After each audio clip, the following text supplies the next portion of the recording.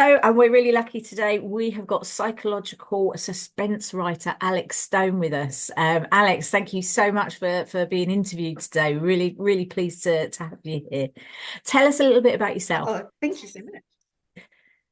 Hi, so thank you so much for having me along. I'm so excited for the festival this weekend. Yeah. So I am, as you say, a psychological suspense author published with Boldwood Books. Mhm. My fourth book, I'm so excited. It's out next March, 10th of March, The Quiet Sister.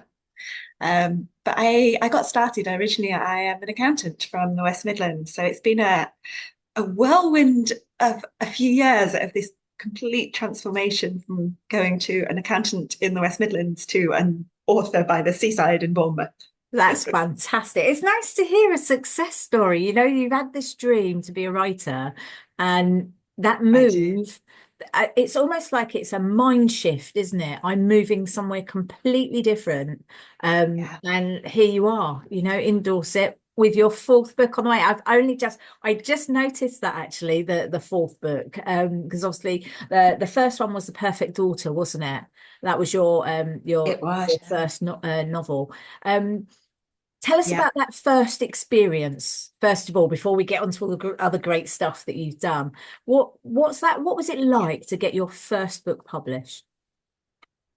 Oh my gosh, it was just, to be honest, I still struggle. It's to believe it's real. Yeah, It was yeah. a dream for so long, and it just seemed sort of so close but so far because I was getting positive feedback but still rejections, and it Yeah. just felt like I was never going to get there. And Mm. then all of a sudden you have a yes and you have a book and you're holding it in your hands, and it's just the most incredible feeling. How many times did you read the yes letter before you believed that actually this was a yes letter? Actually, it was a phone call. Oh, was So it? Oh, right, okay. yeah, it was the phone call. So I was kind of hanging on in suspense over the weekend because I knew I had a phone call on the Monday, Oh my gosh. and it had been delayed due to some meetings and things. So, it was a very stressful weekend.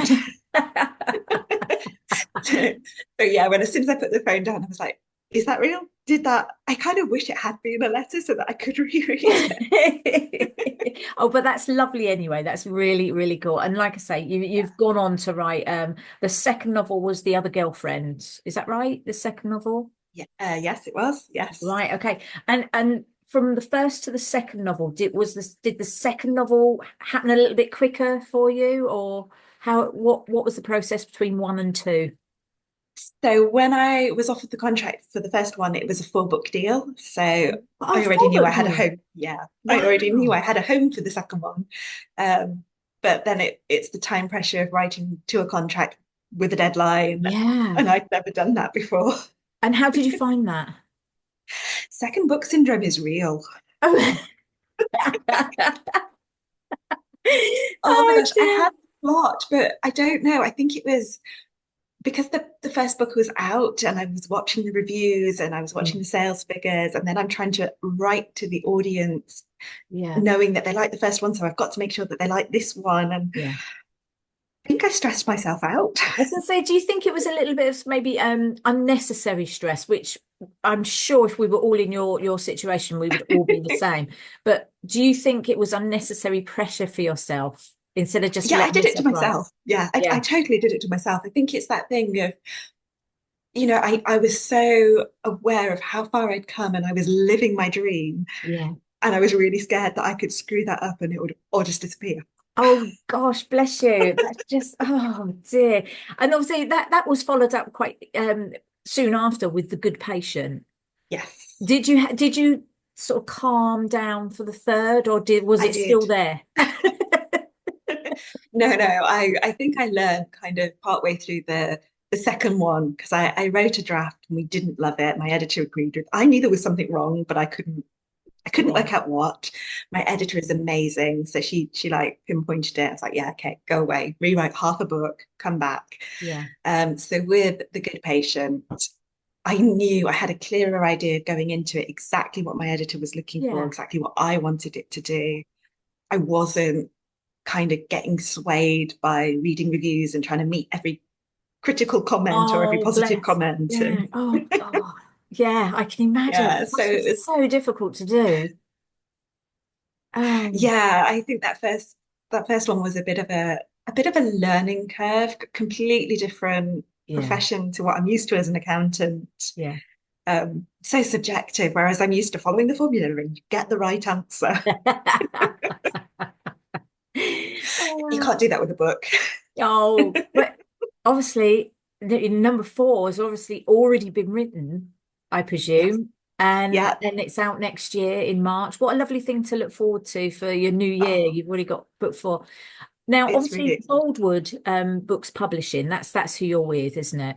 It You is. said you had a fabulous editor, I presume. Are they in-house with the Yes, publisher? yeah. Emily Ruston is my editor at Boldwood, and she's just amazing. So how does your publisher support you? You know, because obviously you've got quite a record now of the three books with them. So what sort of support do they give you from the very first book through to the fourth one that's coming out?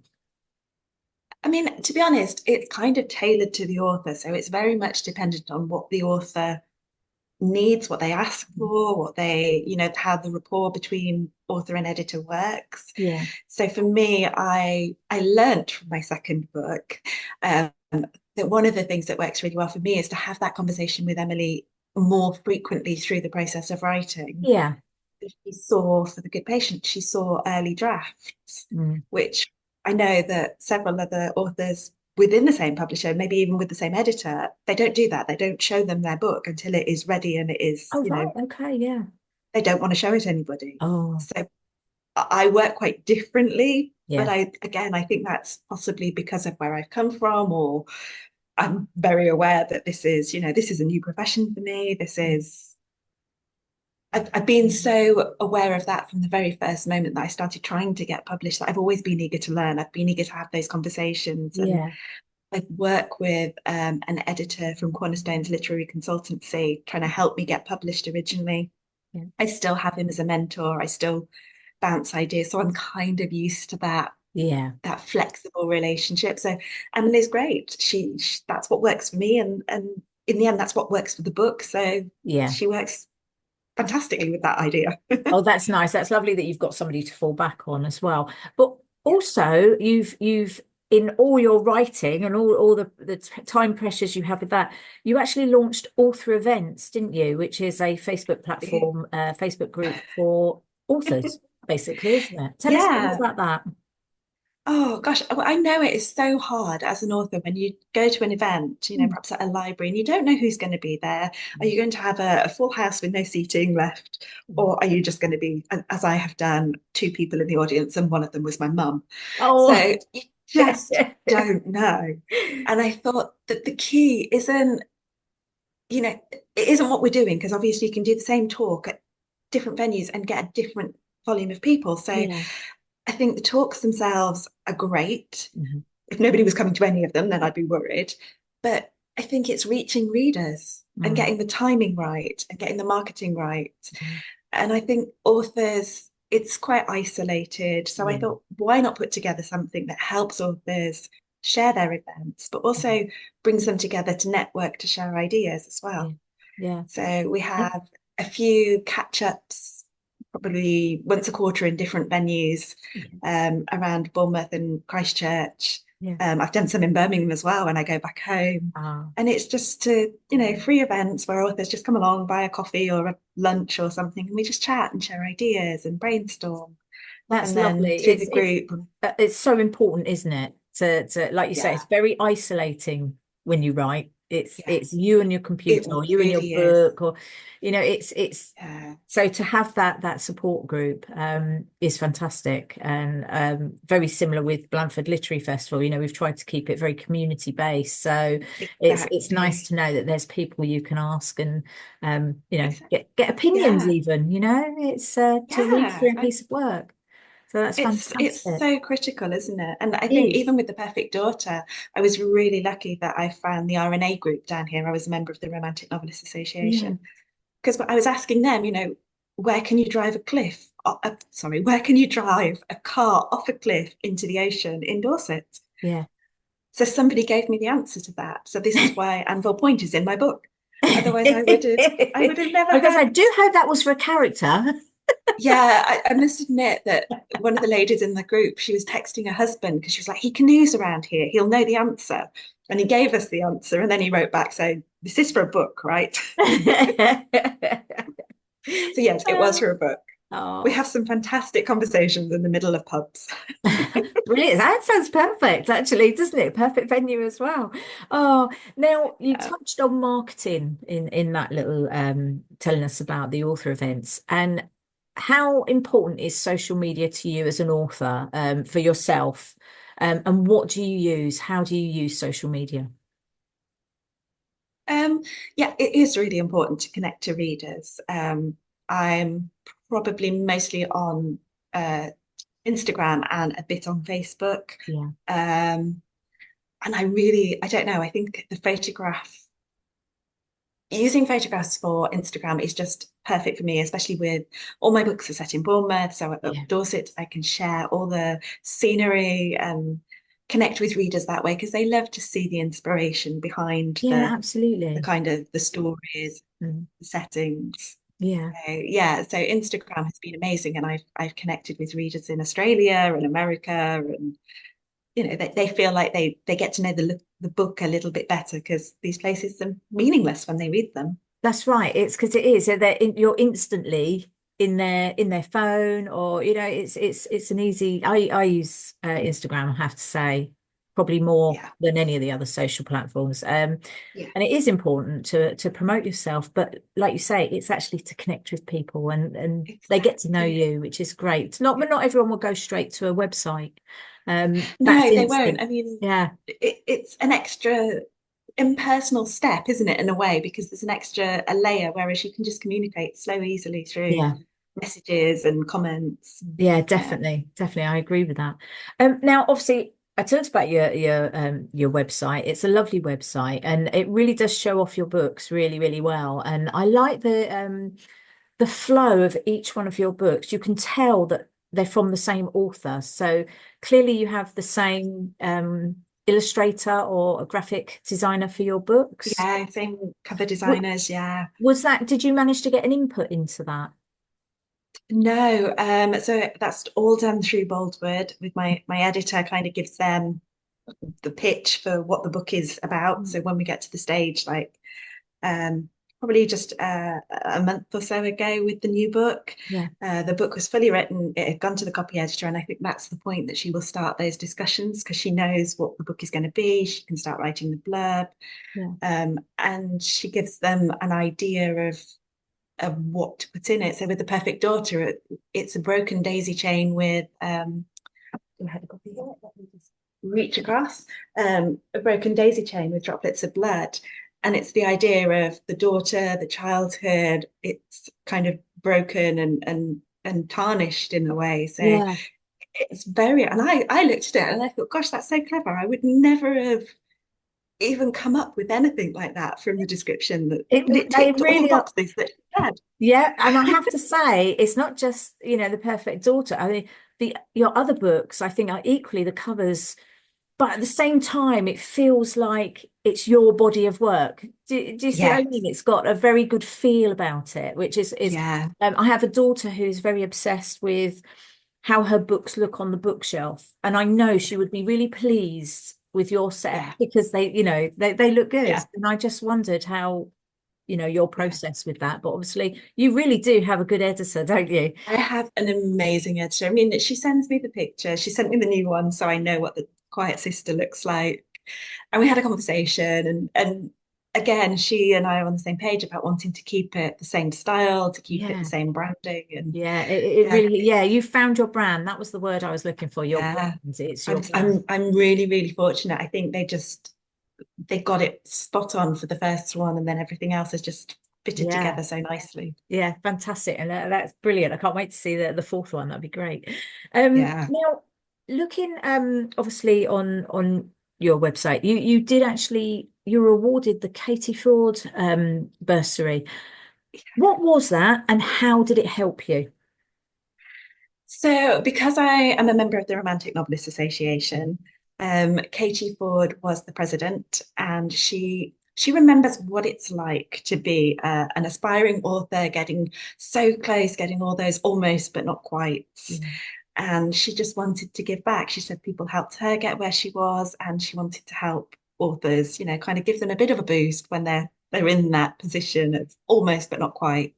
Yeah. And so yeah, she takes, I believe it works through, she took recommendations from people within the RNA for who, they thought could be suggested for this award, Yeah. and yes, somehow amazingly my book, my name got to Katie, and I got an email from her saying, you don't know who I am, but, and I was like, it's Katie Ford. Yeah, I do know who she is because as soon as I saw that name, it's obviously popped into, oh wow, I must ask. Yeah, it was amazing. So yeah, so the bursary was to fund going to conference for a year, for that year that I won. So, and I got a trophy, and yeah, I got to Oh, chat with how Katie Ford, lovely. and it was fantastic. So it was Yeah, really, really special, and I think it gave me that push. I was still an accountant in Coventry at that point, yeah. was a very stressed out, burnt out accountant. And that was Katie Ford thinks I might have something here. I should probably take this more seriously kind of Brilliant. moment. That's Um, so lovely to hear and very well deserved as well. So well done Thank on that. That's you. brilliant. Now coming back to the Blandford Literary Festival, you're actually there's two sessions that you're doing. The first one is Ooh, at 1 o'clock at the Parish Centre, and I think the title of that is Location as a Secondary Character. Is that am I right? I think. this? Oh, Yeah, you brilliant. are right. Yes. Now, I don't want you to give too much away because we really want people to come and obviously and meet you in person because there's just so much Absolutely. about you to like. Tell us a little bit what they might be able to expect from you at that session. So, I mean, my life is basically proof of how impactful location can be. So I've kind of set my workshop as a little bit of a journey to explain my own background, what moving here meant, and how that fits in with like the characters in the novels as well, and what location means to the characters, how it fits into my books, and a few kind of workshop elements and examples that we can Brilliant. work through and talk about, and kind of give people comparisons to, if you were in this situation, what would you think? If we change the weather or we change the location, what's your impact now? Lovely. And it's just seeing how location changes the vibe of a book, how it makes you connect with the reader. That's fantastic. And I've got to ask, I mean, it's really hard when you're in Dorset to pick one place, but is there one place in Dorset that is your place? Oh gosh. I would say Hengistbury Head. Oh, yeah, yeah, yeah, Yeah, yeah, I just love the variety there, that you can go to the same place and just go to different parts. yeah. But Lovely. it's probably also that's really accessible for me rather than having to go for a longer drive. But yeah, Oh, that's the oh, place I it's love Kimmeridge going. for me. It's I Kimmeridge because it doesn't matter what the weather is. In fact, the stormier the better. I love it. It's really rugged. So, but I think you do just find a place, don't you, in Yeah, Dorset, and it just you stays with do. you. And you're right. It can inspire Yes. so much.